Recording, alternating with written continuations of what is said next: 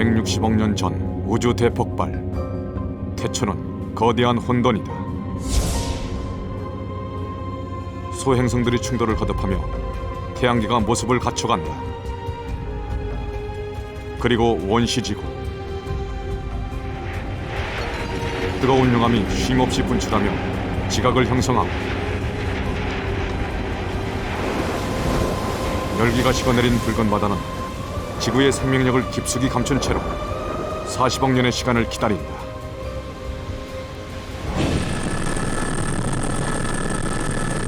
광막한 남태평양.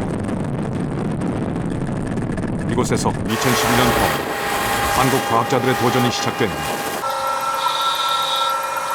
최첨단의 해저 개척선 무인 잠수정이 마침내 심해로 들어선다. 현재 수심 100m입니다. 그래요? 됐어요. LED 조명과 고해상도 카메라에 의해 모습을 드러내는 암흑의 세계. 현재 300m 내려가고 있습니다. 인간의 상상을 뛰어넘는 신비한 생명체들이 비밀스런 생명을 이어가는 이곳.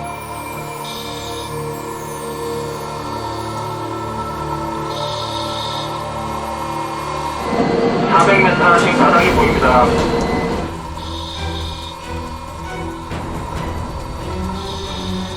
마침내 대한민국 탐사팀이 강렬한 생명력으로 살아 숨쉬는 지구상의 마지막 미개척지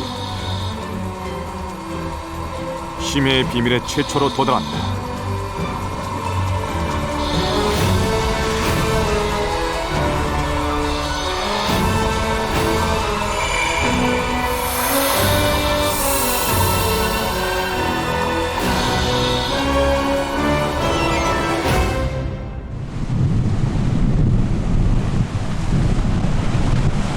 지구 반대편 뉴질랜드의 티마루항.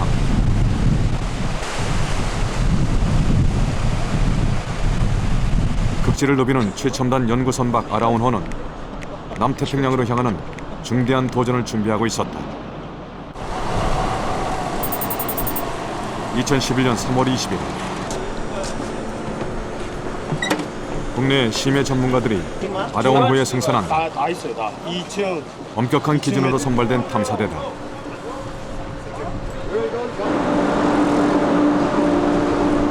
이어 수천 미터 심해를 탐사할 첨단 장비가 아라운호에 장착된다. ROV 무인 잠수정은 원격 조정을 통해 심해 탐사를 수행하는 수중 로봇이다. 지상의 100배를 넘나드는 무거운 수압을 버티는 몸체에 최신 탐사 장비들이 장착된 ROV는 미국, 일본 등의 해양 강국에서만 사용되는 최첨단 잠수정이다. And compared to other vehicles used for ocean construction, oil and gas industry, this has much better lighting. Our camera has a full 110-degree wide field of view, and no other vehicles in the world have such camera. ROV의 움직임은 선박에서 조정되는데 조정사는 기판 조작을 통해 고해상도 카메라의 시야를 실시간으로 조정한다.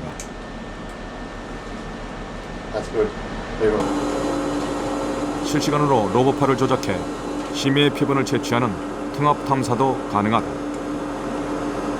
이 진일보한 시스템은 국내 최초로 이번 탐사에 도입됐다. 기존의 탐사는 배 위에서 그 카메라를 보고선 그 다음에 나중에 샘플링을 하는 좀 이원적인 방법이었습니다. 그렇지만 이번에는 그 ROV라고 하는 일종의 로봇을 이용해 가지고 직접 눈으로 보면서 바로 샘플도 채취하고 또 거기서 우리가 필요로 하는 정보를 얻을 수 있는 그러한 아주 그 해저면에 근접된 그러한 그 탐사를 수행할 수 있다는 게 아주 큰 차이점이고요. 드디어 넓은 남태평양으로 출항하는 탐사대. 뉴질랜드 대지진으로 인해 예정일보다 3일 늦어진 출발이었다. 스톱버! 탐사팀이 향하는 목적지는 남태평양 한가운데에 위치한 섬나라 통가공화국 근해. 통가로부터 350km 떨어진 해역으로 한국이 독점적인 탐사권을 획득한 것이다.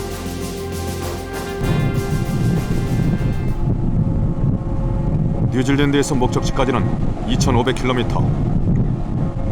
아라온호로도 5일이 걸리는 거리다. 하지만 이번 탐사는요, 우리가 선상에선 매일 밤늦게까지 회의가 이어졌다. 제일 아래층에 있는데 그것이 어떠한 중들이 탐사팀을 이끄는 주역은 총 4명이다. 위치 제어 장치가 굉장히 확실.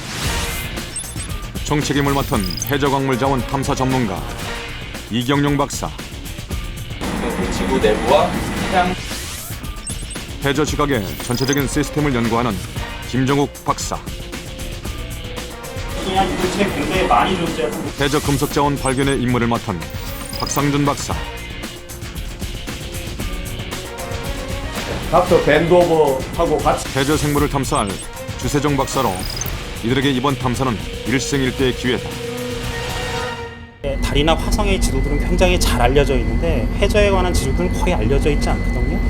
그런 해저에 저희들이 그 무인잠 추정을 넣어서 해저 밑바닥을 본다는 것 자체가 저로서는 우주 탐사라는 그런 기분이 들고 그럴 정도로 출항 4일째. 통가 주변 해역에 허리케인이 발생했다는 소식이다. 4m 가까운 높은 파도. 탐사팀의 안전을 위해서는 항로 수정이 불가피하다. 뉴질랜드 대지진에 이어 닥친 또 하나의 심각한 악재다. 실제 남은 게 925m. 최단 시간으로 고안된 항로가 변경되면서 최대급이 탐사 일정은 또다시 지체된다. 110만이 갖다 있어. 현재 위치가 아라온호의 선장은 지체 시간을 최대한으로 줄이기 위해 고심을 거듭했다.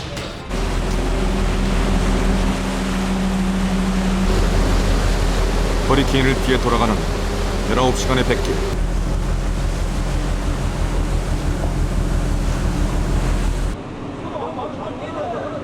탐사팀은 시간을 절약하기 위해 24시간 탐사 체제로 돌입했다.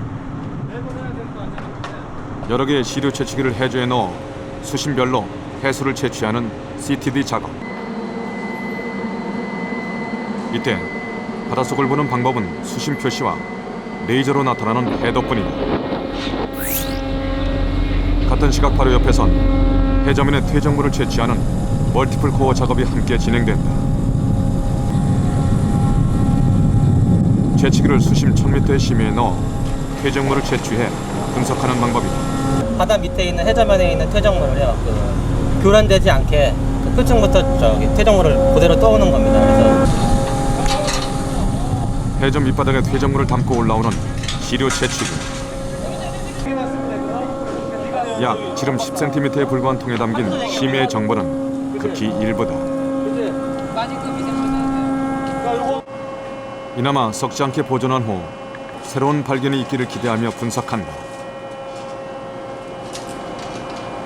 이 수직적으로 어떻게 분포하는지 층별로 어느 종류의 생물들이 어떤 수직 분포를 가지고 있는지 보기 위해서 이렇게 층별로 잘라가지고 이 환경 연구를 위해서 지금 생물 분석 위한 시료를 처리하고 있는 중입니다. 기존 탐사는 커봐야 지름 1m에 불과한 시료 채취기를 이용하기 때문에 심해를 미루어 짐작할 수밖에 없다. 이것이 지금까지 국내 학자들이 겪어온 한국 심해 탐사의 현실이었다. 1km, 1000m에서 이제 1m짜리로 바닥을 한번 이렇게 붓는다는 것이 그 스케일로 이렇게 비교해 봤을 때 얼마나 이게 정확도나 이런 점에서 그러다 보면 실제적인 어떤 부분만을 전체를 못 보고 부분만을 보게 되는 어떤 그런 오류를 범할 수도 있고 사실은 또 자세하게 더 보지도 못하는 거고. 출항 6일째. 마침내 탐사권 확보 지역에 도착했다. 탐사팀은 곧바로 무인 잠수정 ROV를 가동하는 작업에 착수했다. 연구인생 10수년에 처음으로 만난 본격적인 심해 탐사의 시간이다. 우리나라에서 최초로 지금 하고 있는 일이라서 자부심이 굉장히 큰데 지금까지 지나온 과정이 너무 이제 태풍도 있고 지진도 있고 해가지고 굉장히 늦어지는 바람에 걱정도 많이 되고 그래서 여러 가지 안 좋은 일이 많았는데 앞으로는 날씨도 좋고 좋은 일만 좀 계속되기를 진짜 기도하는 마음으로 있습니다. 드디어 KG에 실려 바다로 들어서는 ROV. 해저면에 근접한 후 ROV는 케이지에서 나와 밑바닥을 수평 이동하게 된다. 심해로의 첫 번째 도전은 성공할 수 있을까? 입수와 동시에 잠수정에 장착된 카메라가 고해상도의 화질을 실시간으로 전송하기 시작한다. 하강 속도는 10분당 150m. 서서히 모습을 드러낼 심해를 고대하며 회의실의 모니터 앞에 자리한 탐사팀은 최고조의 긴장 상태를 겪고 있었다. 마침내 1차 목표 지점인 수심 400m에 도달한다. 네, 저기 지금 현재 수심은 406m 정도 되고 있습니다. 네, 그리고 USL 지금 잘 들어오고 있네요. 다른 저기 메탄, CO2도 다른 센서들 전부 정상적으로 잘 들어오고 있습니다. 플랑크톤과 부유물이 지금 바닥이 조명을 보입니다. 받아 눈처럼 빛나는 마린 스노우. 그 아래로 해저 밑바닥이 서서히 모습을 드러낸다. 경사진 피탈. 심해에 위치한 해저선의 사면이다. 언뜻 불모지처럼 보이는 이곳에서 생명체가 발견된다. 금론돔이다.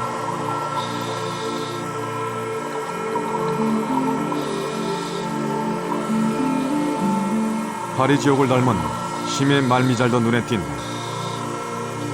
심해 생물은 인간의 상상을 뛰어넘기도 한다. 마치 두꺼비처럼 앉은 듯한 물고기. 바다 두꺼비라고도 불리는 점심뱅이다. 지금까지 외국의 도감을 통해서만 보았던 신비한 해저 생물. 점심뱅이는 해저 바닥에 적응해 가슴 지느러미를 이용해 걸어다닌다.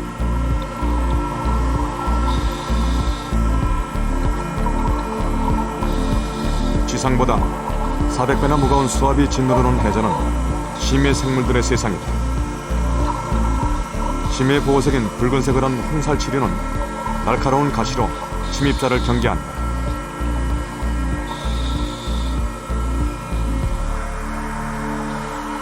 오랫동안 비밀에 쌓여 있었던 심해. 탐사팀은 비로소 지구가 간직한 태고의 비밀에 한 걸음 다가섰다.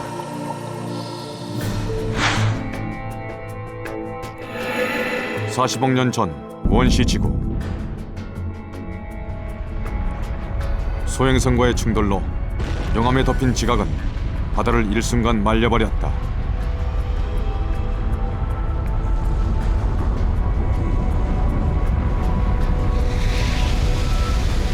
소행성의 파편이 만들어낸 달 아래 열기는 식으면서 빗물이 되어 내리고 거대한 바다가 만들어졌다.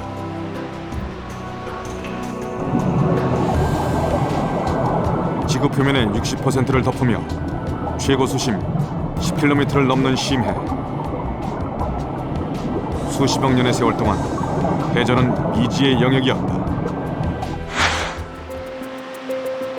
1934년 동물학자 윌리엄 비비 박사는 인류 최초로 심해 탐사 계획을 세우고 지름 1.4m, 두께 4cm의 강철공에 몸을 싣고 수심 920m까지 내려갔다.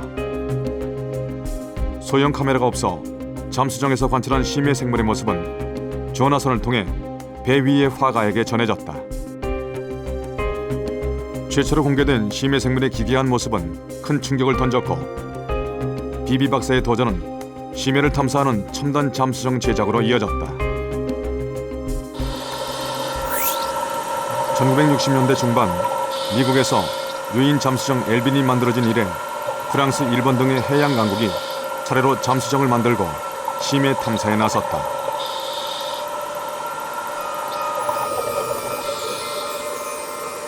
심해에서 발견된 생명체의 모습은 수면에서 보던 것과 달랐다. 심해에서 촬영된 오징어는 내장기관이 투명하게 비쳐 보인다. 수면의 빛이 약한 푸른빛으로 비치는 중충대. 이곳엔 투명한 몸체를 가진 생물이 많다.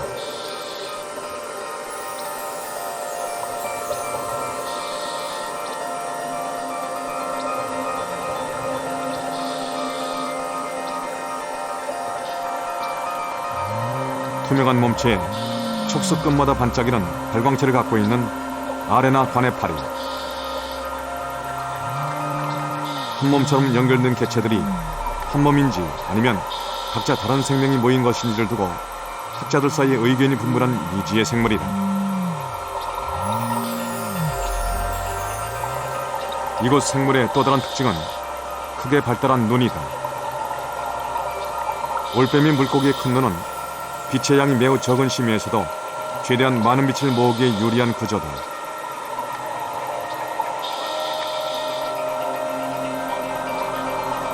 일명 뇌가 보이는 물고기라 불리는 베러라인. 그러나 투명한 위피 넘어 비치는 것은 뇌가 아니라 올려다보는 눈의 수정체다. Unique thing about this was the clear dome that protects the eyes, which nobody had ever seen intact before. Imagine the animal's looking up and sees something glowing above it, and the animal's facing up while it's still looking up, and comes and eats that particle that it sees in front of it. 베럴 아이의 뇌는 눈 뒤쪽에 위치한다. 그 앞에 보이는 두 개의 돔 모양 수정체는 빛을 모으기에 유리할 뿐더러 해파리의 독에서 눈을 보호하기에도 좋다.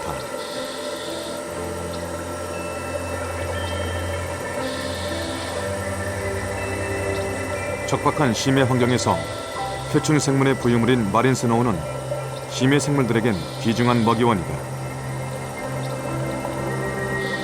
거미줄 같은 집을 짓고 표층에서 떨어지는 유기물을 붙잡아 먹는 라바신. 라바신이 벌이는 거미줄 칩은 보다 밑바닥에 사는 해저 생물들의 귀중한 먹이원이다.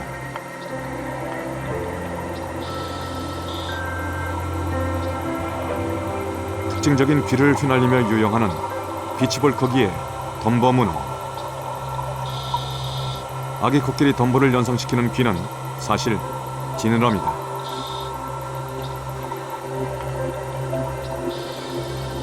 커다란 푸른 눈을 가진 뱀파이어 오징어는 박쥐 날개처럼 막으로 연결된 다리를 갖고 있는데 천적이 나타나면 몸 안팎을 뒤집어 달아난다.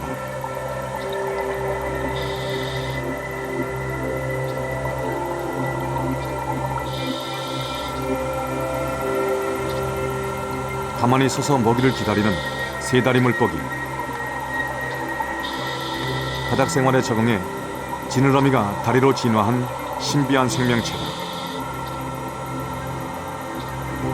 심해에서 생명체를 발견할 확률은 표층에 비해 100분의 1 정도로 희박하다.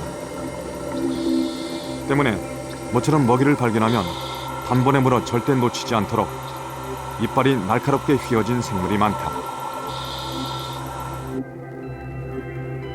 심해 아귀도 그 중에 하나로 머리의 발광기를 낚싯대처럼 흔들어 사냥감을 유인한 뒤 안쪽으로 휘어진 날카로운 이빨로 단번에 물어버린다. 짝짓기를 할 때도 마찬가지로 작은 수컷은 암컷을 만나면 배를 물고 떨어지지 않는다. 몸집에 비해 큰 입과 이빨을 가진 심해어. 그들의 괴기스러운 모습은 황량한 심해 환경에 적응한 놀라운 진화의 산물이다.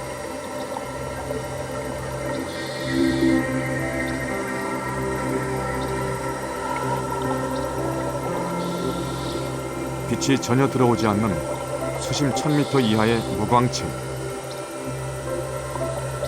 해파리의 놀라운 발광이 암흑의 심해를 수놓는다. 빛 해파리의 몸에 난 작은 손모 돌기들이 발광하며 선보이는 아름다운 무지갯빛 향연.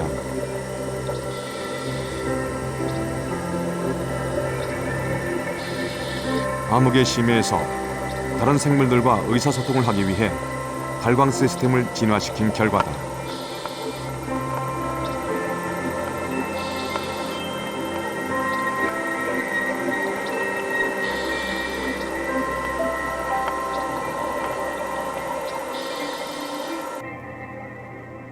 최근 심해 생물의 발광 시스템은 생명과학의 주목을 받고 있다. 심해 생물이 합성하는 발광 물질을 응용한 생명과학 연구는 2008년 노벨상을 받을 정도로 첨단 과학으로 인정받는다. So if you want to map the nervous system of an animal, you can put this gene in near where the nervous system genes are, and the nervous system will be lit up with green fluorescence. You could visualize where all the tumor cells are in an organism without actually having to sacrifice it. And so in the living animal, you can see the progression of a treatment by looking for the fluorescence that's associated with the tumor cells. So all these applications that have come from this protein that was originally in a jellyfish and the genes that were taken out of a jellyfish. 미국을 대표하는 해양 연구소 우주홀. 이곳은 무려 4대의 심해 잠수정을 보유하고 있는데 제이슨은 그 중에 하나로 수심 6,500m의 심해까지 탐사하는 무인 잠수정이다. 이런 첨단 장비로 우주홀의 과학자들은 놀라운 발견을 얻기도 한다. I was on watch when we came on this thing, and it was amazing. We were seeing flashes of flame. I think we were somewhere 900 meters deep. 태평양 서부 마리아나 제도 인근 해저에서 제이슨이 촬영한 해저 화산의 폭발 장면. Oh my God. 구름처럼 솟아오르던 소용돌이가 점차 강력해지며 유황과 암석, 불꽃이 분출되기 시작한다.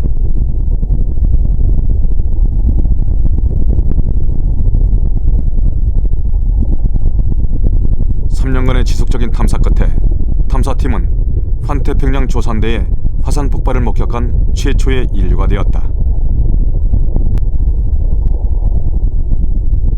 But we went and we sampled for 8 or 9 days that same volcano, 12 hours a day, and it never got old to look at this thing. It was spectacular. The lava flows happening underwater, the explosions. 1980년대 중반 세간의 화제가 되었던 신선한 타이타닉호의 선체 발견. 우주홀 연구소는 4대의 잠수정을 활용해 인류의 미래를 바꿀 심해 탐사의 역사를 만들어가고 있다. A little phrase that says when you turn on the lights down underneath the ocean, you will always see something new. You'll find on the seafloor new minerals, or in the seafloor new minerals. Every time we go down, new species are discovered. One of those species may be the cure for Alzheimer's or some other disease. The deep sea also is a challenge to get to. 남태평양 심해 탐사 둘째 날. 수심 400m까지의 시험 탐사에 성공한 탐사팀은 이제 본격적인 심해 탐사를 눈앞에 두고 있었다. 98m입니다. 20분이 지났을까. 예정대로라면 수심 300m의 중층 수역이 나와야 하는데 ROV에서 전달되는 화면에 변화가 보이지 않는다. 한 지점에 멈춰선 수심 표시. 무슨 일이 생긴 걸까?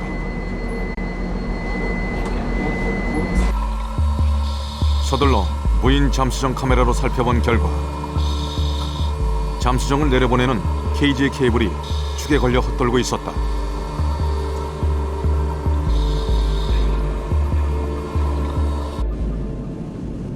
결국 146m 지점까지 들어간 케이지는 그대로 인양됐다.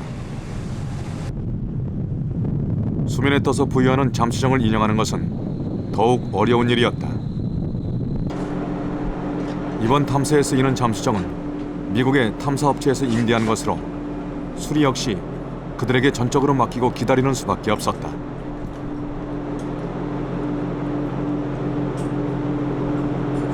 We had a mechanical failure of the chain which spools in the tether. So when the vehicle left the cage, as soon as it left the cage, this chain broke and we couldn't pull the vehicle back in the way we had hoped. 2시간여의 수리 끝에 탐사가 재개됐다. 수심 400m 지점까지 문제없이 내려간 상황. KGS의 분리도 별탈 없이 이루어졌다. 그러나 또다시 이상이 발생했다. 내려가던 잠수정이 그대로 멈춰선 것이다. 조사 결과 KG와 잠수정을 지탱하는 크레인에 과열 신호가 포착됐다. 자칫하면 KG와 잠수정을 모두 잃을 수도 있는 긴박한 상황이다.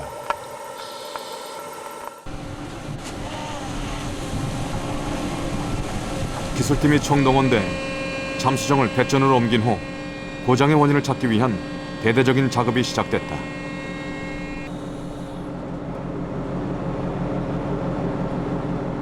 아주 작은 결함으로도 큰 고장을 일으킬 수 있는 무인 잠수정. 고장의 원인은 메인 모터에 부러진 핵심 부품이었다.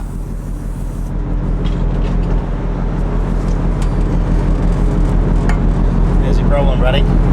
What's the problem? Yeah. The magnetoid coupling. It's just deteriorated. 그러나 더 심각한 문제는 남태평양 한가운데에서 이 부품을 구할 길이 없다는 데 있었다. 결국 탐사는 중단됐다. 서로 책임 공방을 벌여도 답은 나오지 않는 회의. 그러나 연구원들의 의지는 확고했다.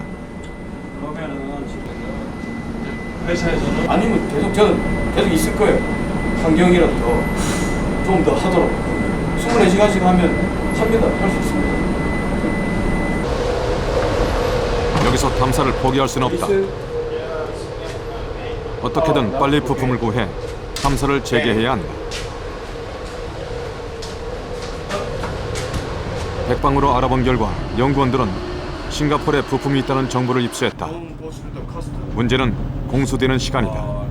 내일 점심때쯤이면 딴 스테이지를 가서 하고 나서 바로 통과로 가서 그 파트 받아서 고친 후에 다시 이 자리로 오면 나머지 일은 통과에 한국해양연구원 지소가 나서면 탐사 시간을 조금이라도 더 벌 수 있다.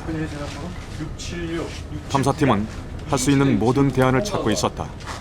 가급적 멀리까지 나와가지고 우리한테 좀 전달할 수 있도록 그렇게 좀 조치를 좀 취해줬으면 좋겠어.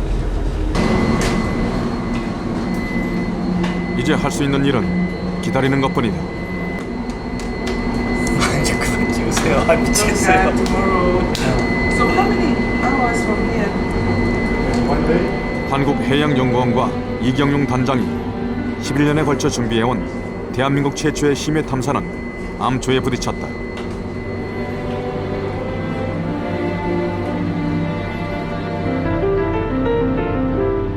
그러나 어차피 처음부터 순탄치 않은 길이었다. 무인 잠수정을 운영할 장비와 인력, 그 어느 것 하나 충족되지 않는 국가적 현실과 싸우며 탐사팀은 여기까지 왔다. 어떤 분들은 우리가 너무나 안 갖춘 인프라 속에서 이런 일을 한다는 게 무리 아니냐 그런 말씀을 많이 하십니다. 그래서 그런 생각을 많이 했습니다. 내가 진짜 너무 과욕을 부린 거 아닌가. 그래서 좀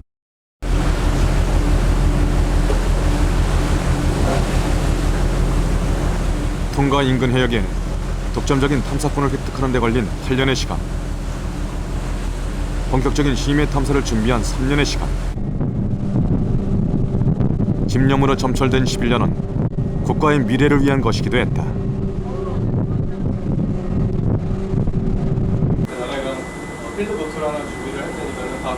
이번 탐사의 가장 중요한 임무, 그것은 해저 광산을 찾는 일이다. 스케일이. 근데 지금 여기 부서지는 것이 침리예요. 근데 우리는 바닥을만 보고 영어로 다녀가지고 침리라 표현하는 심해의 굴뚝은 해저에서 뜨거운 물이 솟아나오다 굳어져 만들어진다. 1977년 갈라파고스 제도에서 최초로 발견된 열수 분출구는 세계적으로 비상한 관심을 모았다. 열수 분출구의 뜨거운 열수가 지각 깊숙한 곳에 금속을 녹여내 지각으로 퍼올리기 때문이다.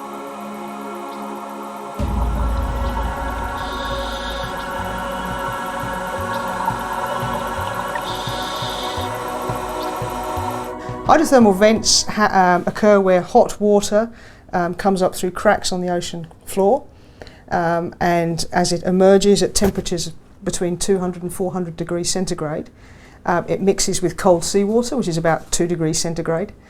There's a massive chemical reaction and there's lots of precipitation of minerals. 끊임없이 생성과 소멸을 반복하는 지구의 지각. 그 경계는 대부분 깊은 심해저에 있다.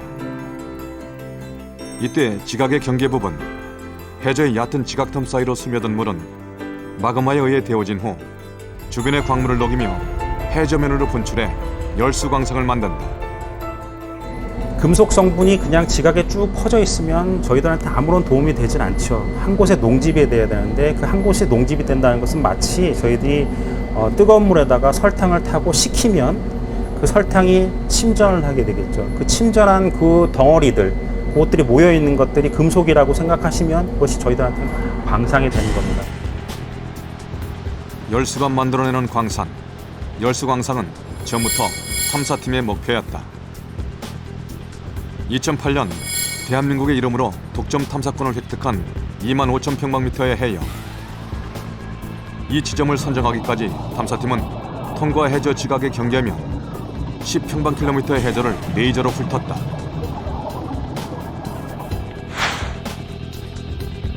조사 끝에 선정된 탐사 해역은 해령에서 생성된 지각이 호상열도 쪽으로 밀려 들어가는 지점으로 이때 지각이 접힌 틈으로 열수가 솟아나며 광상을 형성할 것으로 추측된다.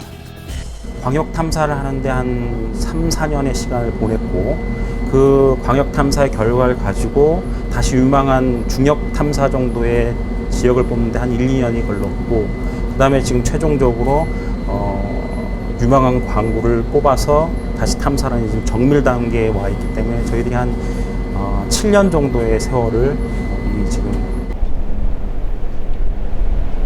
심해저에 열수광선을 찾아야 하는 이유는 무엇일까?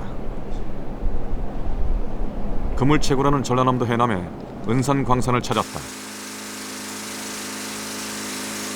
지하 84m에 위치한 1.2km의 막장. 은산광산은 수천만 년 전에 형성된 것으로 그 기본 원리는 해저 열수광산과 같다. 이곳엔 수천 년 전 화산 폭발의 흔적이 있는데 화산 바로 밑에 얕은 지표면에서 마그마에 의해 데워진 열수가 광맥을 형성한 것으로 보인다. 육안에 안 보여서 찾기가 힘들지만은 그래도 이런 그 여기 하얗게 그 뭐 맥상으로 이렇게 그 보이는 곳이 이제 그 석영이라는 강물인데 이런 석영맥들은 이제 열수광산의 하나의 증거가 됩니다. 그들은 이제 여기 있는 모함은 그 은하에 열수가 솟아오르다 굳어진 석영맥엔 금과 동 같은 광물이 녹아 있다.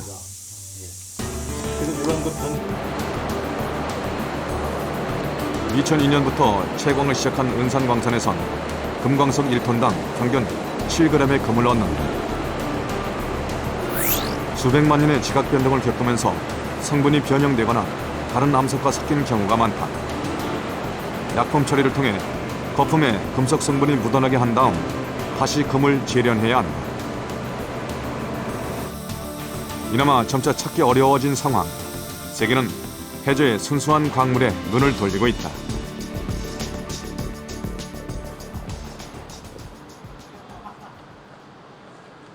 세계적인 광업 국가 호주의 국책연구소.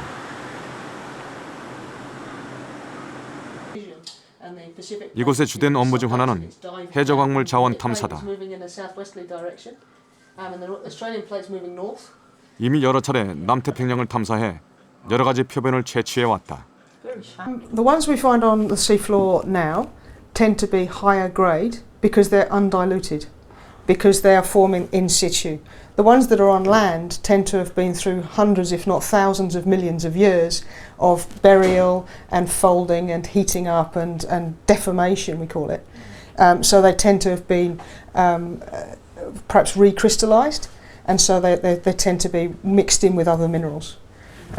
Yeah, so the ones on the seafloor now are the raw product. They're pristine. 유인 잠수정 심가이 6,500과 최신 무인 잠수정을 보유한 일본은 이미 1975년에 심해 광물 탐사를 시작해 유망 지역의 탐사권을 획득해왔다.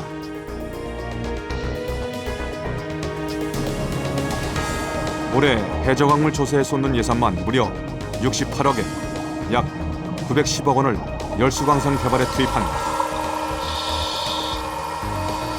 해저 자원을 채광하는 로봇 개발도 완성 단계에 이르러 심해 자원 전쟁은 더욱 치열해지고 있다.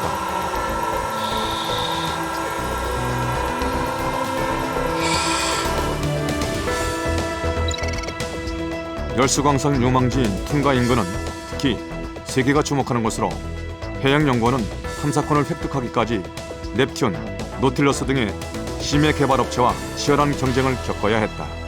탐사권 확보 경쟁이 지금 굉장히 치열한 상태입니다. 지금 그 해외 민간 기업 같은 경우는 그 쉽게 얘기해서 해저 열수광산이 나올 만한 데는 다 자기네들이 그 차지하려고 모든 지역을 다 탐사권을 신청한 상태고요. 물론 그 중에서 탐사권을 받은 지역도 있고 아직 못 받은 지역도 있고 그러한 그 사람들의 움직임을 저희가 2006년도부터 파악을 했어요. 그래가지고 2007년도에 이제 탐사권을 신청을 해서 2008년도에 따게 되는데 그 과정에서 당연히 경쟁이 붙었었죠. 부품 고장으로 탐사가 멈춰선 지 5일 만에 탐사가 재개되었다. 아라운호가 탐사 해역에서도 열수 분출구를 발견할 확률이 높은 지점에 들어선다. 이번 탐사는 열수 분출구에 접근해 육안으로 확인하고 광석과 생물의 시료를 채취하는 것을 목표로 한다.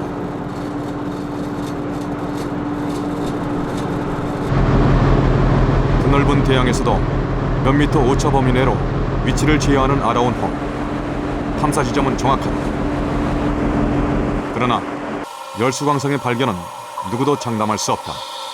바다에서 열수광산 찾는 거는 서울 한복판에서 김아무개 찾는 것처럼 어렵습니다. 왜냐하면은 그 굉장히 광활하고요. 그다음에 이 해저 열수광산이 그 존재하는 사이즈가 지금까지 크다고 한 게 400m 표면적이 그 정도밖에 안 됩니다. 제 생각에는 아마 달 지각에서 지각 하부에서 어떤 지하 자원을 찾는 거랑 똑같다는 생각이 듭니다. 지금 현재 우리 지구의 해저면의 지도는 상세한 지도는 거의 작성이 되어 있지가 않습니다. 그래서 그런 작성이 되어 있지 않는 지도를 가지고 보물섬을 찾는다는 것이 상당히 어려운 거죠. 드디어 모습을 드러낸 목표 지점 해저선의 산봉우리. 무인 잠수정 ROV가 해저선의 사면을 타고 하강한다. 모니터로 실시간 전송되는 화면을 지켜보며 ROV의 방향을 지시하는 탐사팀. 그 시야에 사면의 아래쪽으로 하얗게 변질된 광석들이 보인다. 하얀 부분은 해저 열수에 의해 현무암이 변질된 흔적. 이 어딘가에 열수 분출구가 존재한다는 증거다.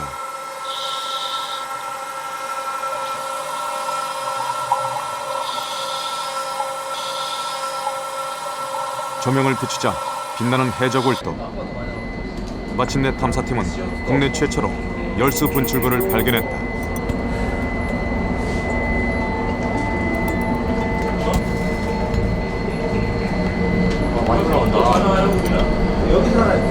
노란 황이 서린 굴뚝 꼭대기에서 열수는 끊임없이 분출하고 있다. 이곳이 심해의 밑바닥, 쉼없이 고동치는 지구의 심장이다.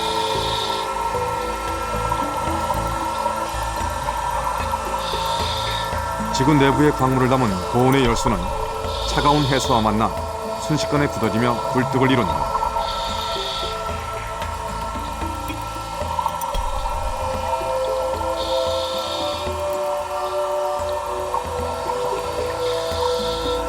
새로운 자원이 생성되고 있는 살아있는 지구의 모습.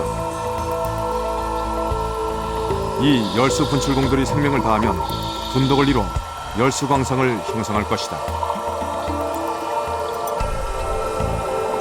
위독한 황을 함유한 고온의 열수가 뿜어져 나오는 열수 분출구. 이곳에도 생명이 살고 있다. 언뜻 산호초처럼 보이지만 열수 분출구 주변에 서식하는 관벌레다.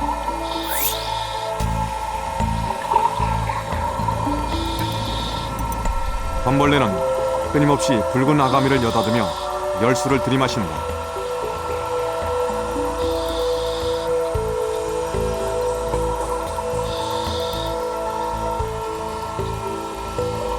열수 분출구 주변은 청량한 심해저에서 발견하는 생명의 오아시스다. 군집에서 살아가는 심해 고동, 그 옆으로 몸을 숨긴 심해 얻어 보인다. 고동과 홍합, 심해 개가 어우러져 살아가는 열수 분출구의 생태계가 장관을 드러낸다.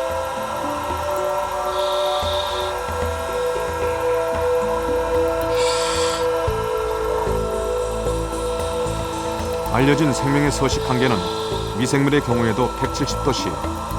하지만 심해에선 섭씨 300도를 넘는 고온의 열수에 생명이 존재한다는 사실이 그 자체로도 충격적이다.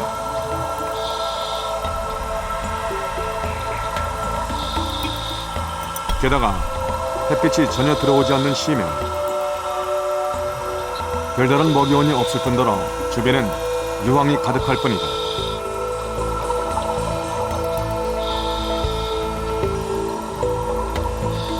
생명에 대한 기존의 상식을 완전히 뒤집는 열수 분출구의 생태계는 탐사팀의 과학자들에게도 중요한 연구 과제다. 열수 분출구는 그 에너지의 기원이 그 분출구에서 나오는 화학 물질에 있습니다. 일반 생태계는 다 태양에서 태양광에 의한 에너지지만 그 생태계를 구성하는 먹이망이라든지 아니면 그 생물들이 가지고 있는 특성들이 지금 현재 알고 있는 거하고는 완전히 다를 것입니다. 미국 우주홀 연구소의 생물팀 연구실. 열수 주변의 생태계는 해양 생물학자들에게 최근 떠오르는 화두다. This is a tube of a tube worm called Riftia, which is the large tube worm that was found at the East Pacific vents. It can grow up to 2 meters in size, and this organism potentially could be only a year old. They grow very, very rapidly. 관벌레는 어디서 양분을 섭취하는 걸까? 해부 실험 결과 학자들은 관벌레엔 잎과 위장주차 없다는 사실을 밝혀냈다. 관벌레의 내부를 채운 건 박테리아 주머니로 안에선 유황과 같은 노란 물질이 발견된다.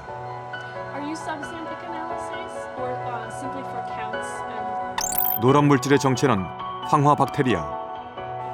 열수 분출구에서 나오는 황화수소로 영양물질을 합성해 관벌레에게 제공하는 박테리아다.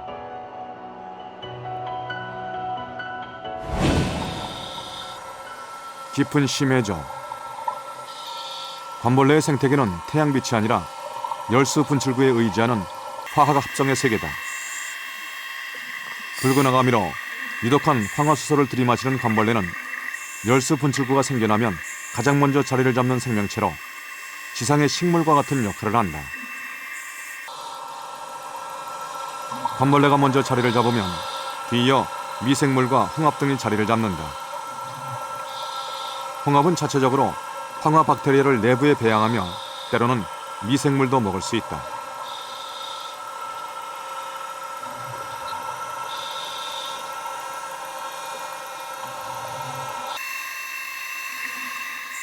심해 환경에 적응해 눈이 퇴화한 하얀 장림개도 열수 분출구 주변에서 풍부한 먹이를 구할 수 있다.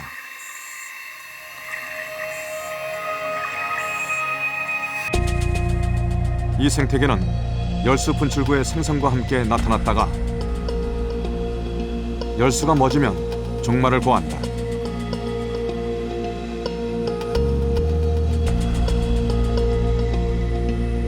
산소가 없고 빛도 닿지 않으며 고온에 유해한 황화수소에 노출된 환경. 그 안에서 번성하는 생태계는 원시 지구의 환경에서 생명이 어떻게 탄생했나를 짐작케 한다.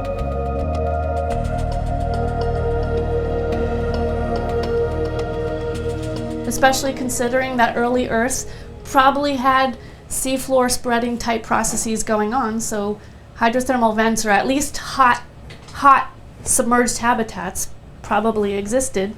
And microbes were most likely the first life forms. Could have happened underwater at depth. 가설에 의하면 용암이 끓어오르는 원시 지구의 바다. 그 깊은 심해에서 DNA가 합성되고 황화수소를 먹는 박테리아가 생겨난다. 이 박테리아는 곧 대기에 가득한 이산화탄소를 흡수해 산소를 만들어내고 자신들이 창조한 새로운 지구의 환경에 적응한다. Actually, there is quite a bit of work that's gone on in understanding the evolution of life on this planet, thinking that the ocean was the early stage for that life. And certainly how we've evolved as a human species, as well as other life on this planet, probably has as its origins some of this biodiversity that began in the ocean. 박테리아들은 자기들끼리 몸을 합치며 세포를 형성하고 세포들은 지구상에 존재하는 다양한 생물을 만들어냈다. 우리 인간도 그중 하나다.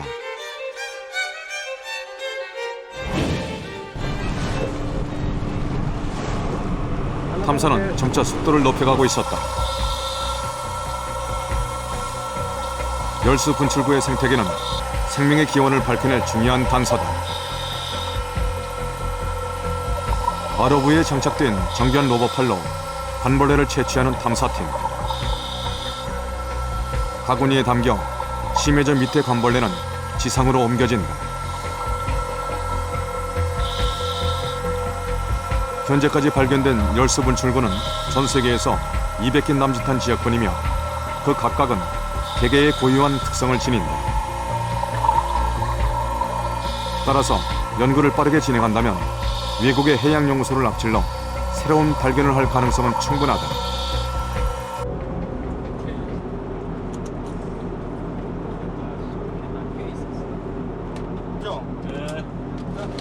수면에 올라온 관벌레. 어렵게 구한 관벌레와 미생물의 시료에서 DNA를 밝히는 중요한 시료가 만들어질 수도 있다. 탐사팀의 생물 분야 전문가들은 이번 탐사를 통해 세계 수준의 연구를 진행할 수 있다는 기대감에 부풀고 있었다. 무엇보다 본격적인 심해 탐사의 소중한 경험을 얻었다. 최초로 하는 일이라서 경험도 없고 해서 기대는 아직 미치진 못해요. 근데 제가 봤을 때는 우선 하루하루 굉장히 빨리 우리가 이제 샘플 채집하는 거라든지 아니면 새로운 것들을 많이 발견하고 있기 때문에 처음에 기대 끝날 때는 거의 부응할 거로 보고요. 탐사 8일째.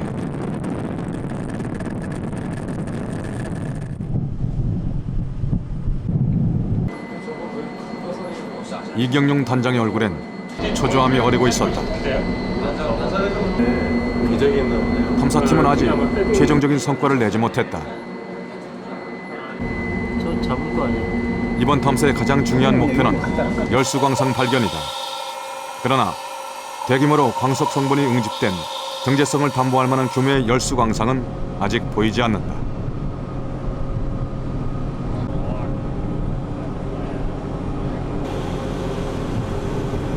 하지만 곧 희망적인 징조가 포착됐다.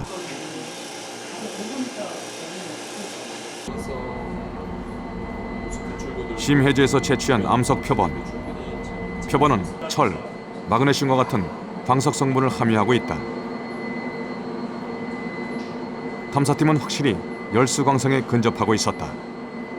지금 이제 기대했던 지역, 기대했던 것과 유사한 형태를 지금 확인을 하고 있고요. 지금 더 고무적인 것은 저희가 그 주변에 전에 이제 알지 못했던, 전에 생각했던 것과는 달리 더 많은 어떤 광채들이 이 주변에 분포하고 있을 것으로 지금 파악이 되고 있거든요. 이쪽에서 이제 더 될 것 같으니까는 잘 25,000평방미터의 탐사 해역에서 이제 남은 지역은 해저선 몇 개뿐. 그렇죠. 할수록 탐사팀의 희망은 수심 1000m 지점에 해저선 한 곳으로 집중됐다.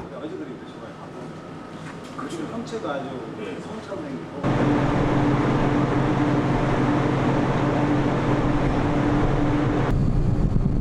21세기 자원 강국의 초석. 열수광선을 향한 탐사팀 최후의 도전이 시작된다.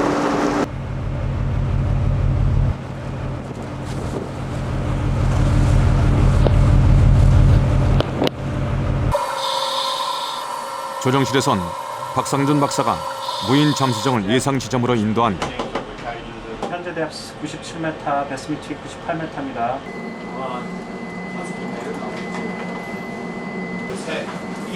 목표 지점은 지금까지의 탐사 중 가장 깊은 수심 1000m 지점. 탐사팀은 오랜 선상 생활의 고단함도 잊은 채 숨죽여 모니터를 주시한다.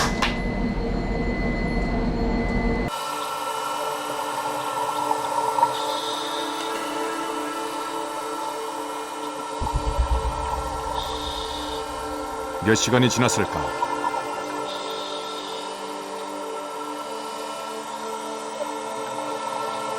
멀리서 희미한 성체가 눈에 들어온다. 상당한 규모의 열수 분출구다.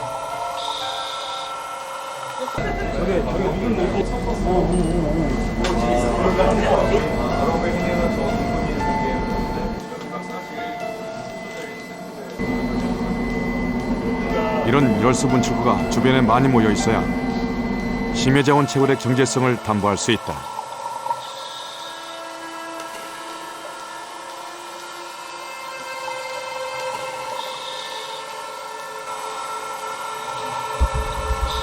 해저선 한 곳에 집중된 열수광선 탐사는 열흘 넘게 계속됐다.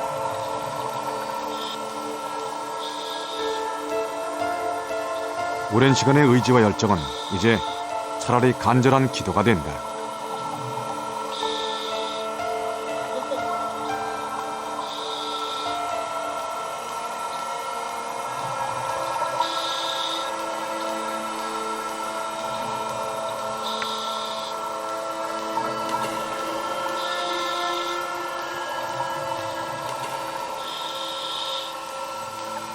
이번 탐사 뒤에는 정부와 대기업들이 연계한 컨소시엄이 있다. 자원 탐사의 후발곡으로 10년 후에 해저자원 채굴을 바라보는 국가적 사업. 그 선봉에 선 탐사팀은 더 이상 물러설 곳이 없었다. 해저 열수로 변질된 하얀 현무암이 곳곳에서 발견되며 기대감은 점차 커져갔다. 바닥에서 10m 이상 성장한 죽은 열수 분출구의 굴뚝. 이런 발견이 종종 이어졌지만 대규모 열수광선의 존재로 확인되지 못했다.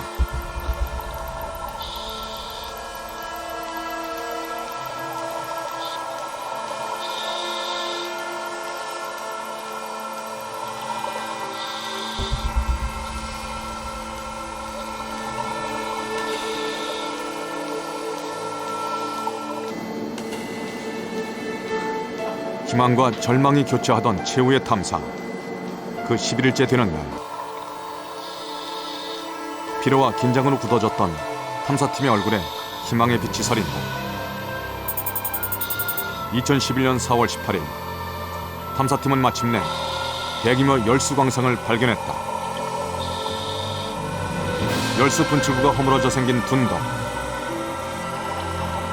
레이저로 크기를 조사하자 표층에서 무려 20m 이상 발달한 것이 확인됐다. 탐사전의 기대를 훨씬 뛰어넘는 규모다.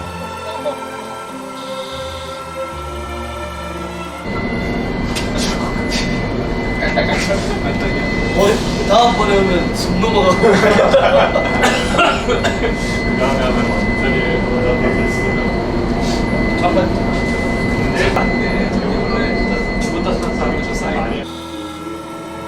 열수광선의 둔덕은 100m 이상 계속됐다.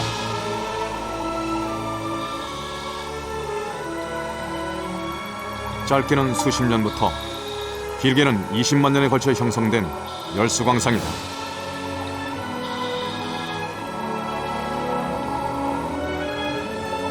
단단하게 굳어진 암석은 열수 분출구가 활동을 끝내고 지구의 자원을 탄생시켰음을 증명한다. 남은 것은 경제성 조사다. 해저 1000m에서 채취한 열수광산 광물의 표본. 대한민국의 첫 번째 열수광상은 경제성 높은 금속들을 다량 함유하고 있다.